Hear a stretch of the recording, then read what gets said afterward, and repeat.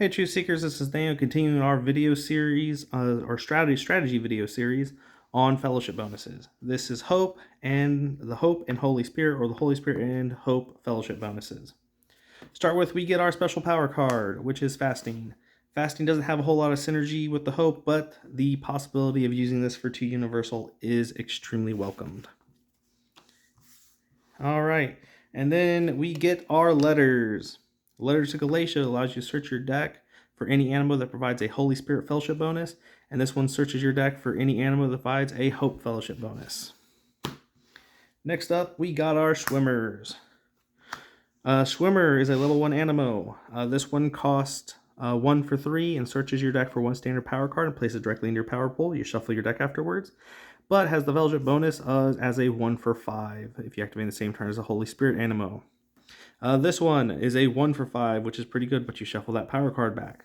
But it also becomes a 1 for 9, so this Swimmer is like just above the Jedi curve, just completely. However, I prefer the utility of this Swimmer over this Swimmer. I like both of these Swimmers. This one being a 1 for 9 is great power. So you could probably try this as a 1 and this one as a 2, but the utility I personally prioritize more than the virtue points, because utility allows me to get more virtue points with other Animos later on. Next up we have is Amaryllis. Carolyn always corrects me when I say that name, but it's alright. 2 for 5, fair value for level 1, but becomes a 2 for 8. Very important card. I'll explain why in a bit. This is DePenderu. DePenderu level 1 is a 2 for 4. Fair value for a level 1. But it becomes a 1 for 9. You shuffle that power card back, which is actually amazing values. It is reminiscent of Positivity from like set 1. But this one becomes a 1 for 12. You're shuffling that power card back. You can put some gold on that so you don't have to do that. Usually due to the lack of utility, we normally take DePenderu out of our decks when we're building. But with gold, and now with this card is like a win con all on its own, honestly. And we can equip gold and make so we don't have to shuffle our power card back. So we're going to be building a deck around DePenderu. Plus DePenderu does defeat Corrupt Terra Mega, so keep that in mind.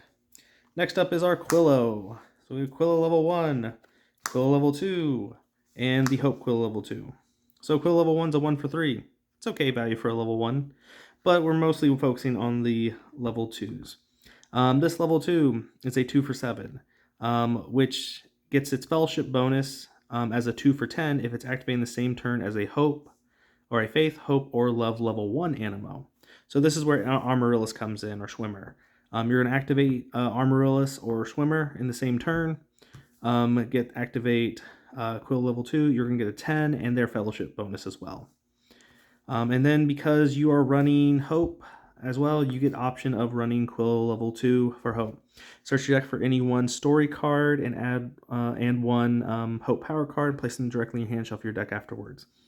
This is a good option. It is a 2 for 8. I personally might just go full investment on this Quillow rather than this Quillow, because I already have plenty of Hope Animo. I need more Holy Spirit Animo to activate. And then to wrap things up with the Animo, we have Lolly.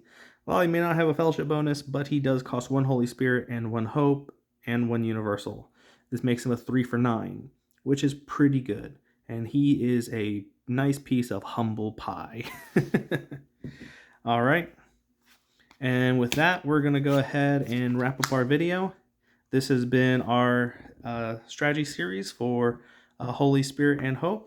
So in the meantime, Truth Seekers, keep learning virtues and defeating sins.